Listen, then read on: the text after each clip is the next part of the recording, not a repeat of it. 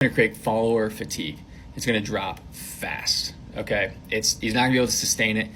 He might be able to now, but this is because his focus is on different things. His focus is on acquisition.com. It's on school. It's on all these other areas where he makes more money, right? He makes more money acquiring, building, selling companies than he does on media. Granted, that's his lead gen. So we're going to make a rule with our creator that we work with is we will never repurpose content. Everything we're going to do is going to be native, and it's going to be through volume. We're going to use volume to get data, and we're going to always be testing, improving 70, 20, 10, which ironically is from internally inside of Alex's team. 70% will be guaranteed winners that we've pulled from data. We know that it's going to win. 20% we're going to try to improve, and then 10% we're going to test some wild stuff. That's how we're going to climb the ladder. No repurposing. And then the third thing, and this is where like a lot of people aren't going to get to this level of like creator business, but we're going to keep the cost of our media team really low. Okay, Alex has 18 to 20 some people on his media team. Okay, if you just assume, let's just say 20, they all are making $5,000 a month, that's more than $1 million a year. Okay, he's spending so much money on his media team because because it's also lead gen for acquisition.com, so he makes money off of it. We're going to use AI automations. We're going to run a slim team, and we're going to try to outlast him. We're going to try to weather more storms than him. This is not a 1, 2, 3 year play. This is a 5, 6, 7, 8 year play to truly be able to flip the script. Okay, Gary Vee had a chokehold on the business niche for the longest time until he decided to slow down. Okay, and the same thing is going to happen to Alex. He's going to have to start trimming costs or cutting people from the team. It's going to die down if business ever dips or his mindset shifts. There's going to become a lull, and that's where we will rise up. So we're going to keep low cost. And I just want to be clear, like this is a normal like business strategy on like high level. Like I'm talking like Fortune 500 companies. Like if you think about like MailChimp, they were profitable from the start. MailChimp had a slim team, less than 50 employees, and they had tons. Like at one time there were 12 other like VC funded email service providers trying to beat MailChimp, and because they had their profit margins high, they were able to withstand more seasons, and they sold for like 19 billion. Craigslist at one point had really low cost, high profit margins, and they passed eBay and then it went to shit. So like Craigslist is a bad example. But this is like a common theme. Keep your costs low, keep your profit margins high, and try to withstand time so that whenever the giants have something fall through, that's whenever you explode through the roof. And so just something to think about. We're also potentially going to counter position with more AI business models to ride that wave in the 5 to 7 year range, a bunch of different things like that. There are already creators starting to do this in the space, but none of them have truly been able to crack the code, and we'll see if they actually do.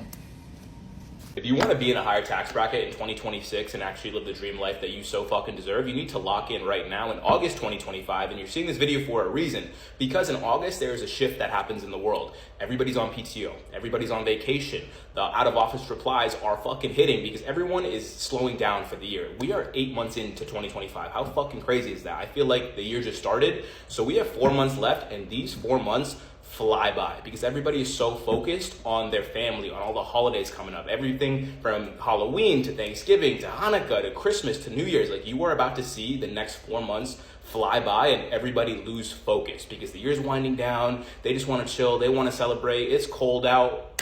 But you and me, we're not going to do that. We are going to lock the fuck in. And I don't have some grand plan to make you a millionaire, but start with the little fucking things. How about you start by doing that one thing that you've been wanting to do that you just keep putting off? Maybe it's going to the gym and doing that first mile. Maybe it is posting that first piece of content on TikTok that you say you're gonna do. Maybe it's sitting down for 5 hours and doing some research on that side business that you actually want to start. For me, AI influencers are really something interesting to me, and I work in marketing and social media, so I'm gonna spend 10, 20, 30 hours locking in and learning about that. I'm gonna be in the fucking gym. I'm going to be posting more TikToks. Set yourself up so you can succeed in 2020. I really want to be a girl dad one day, and about 70% of the people that follow me on this app are women, so I figured this list would be helpful to keep you safe if you're going on a first date soon. Number one, do not get drunk on the first date. You could have a drink or two, but don't put yourself in a vulnerable spot with someone that you don't fully know or trust yet. Number two, never accept a drink unless you see it being made or it comes in a can. I'm not saying all dudes are weird and shady, but there are definitely some bad actors out there. Might as well be safe. Number three, never let a guy pick you up on the first date. He should always offer, by the way, always offer to either get you a car or pick you up, but you never want to accept it on the first date because you don't want to let a random man know where you live before you fully get to know him and trust him. Next up, if you ever feel weird or uneasy, excuse yourself to the bathroom and leave immediately. You don't owe him any explanation. If he's not able to respect your boundaries, get up and leave. Next up, most girls are pretty good about this, but when you do go on a date, make sure you tell at least 2 to 3 people, whether it's your friend, your sister, your family, whoever it is, make sure they have your location just so they can know that you're safe, and then maybe text them periodically, maybe every other hour or so, just so they know that you're good. And then we got never sit in a car with your door unlocked. As soon as you get in that car, you lock that door. As soon as you get home, you lock that door. You don't want to take any risk. And just generally, I think the biggest takeaway from all this is you do not owe anyone shit. I don't care if they bought you a drink, if they bought you a 5-course Michelin meal or a Louis Vuitton bag. If you don't fully like, respect, and vibe with the dude, you don't owe him anything, and you should feel fully empowered to say no. Ladies, if I missed anything, put it in the comments. Help the girls out. Peace. Your content strategy is the ebbing and flowing between trying to go viral and trying to make a ton of money, okay? And I just want to be very clear. These are not the same thing. Holy cow. To have a bunch of followers does not mean to make a bunch of money. This is the biggest mistake that I see creators make, which I'm gonna talk about that a little bit more. Later in the video, I'm gonna talk about the 3 stages of your content strategy, so we'll get to that, but I wanna talk more about this. If you are only making money through brand deals and ad revenue, then yes, just try to go viral over and over again and you will be frustrated and you will never truly make very much money. If you want to provide a service or a product and use your audience to send traffic to it, okay, then it requires different amounts of content, okay? This is a concept called top of funnel, middle of funnel, bottom of funnel, all right? If I just want to go viral, go do something crazy. Go shake your butt on screen if you're hot. Go flex if you're ripped. Go do something really funny. Make fun of somebody in Walmart. You'll go viral, okay? If you want to get rich, go teach accountants how to use AI for their sales process. Do you see the difference there? Like, so many people want to be like CBum or, you know, some of these girls like Alex Earl, or whoever, you know, Kai Cenat.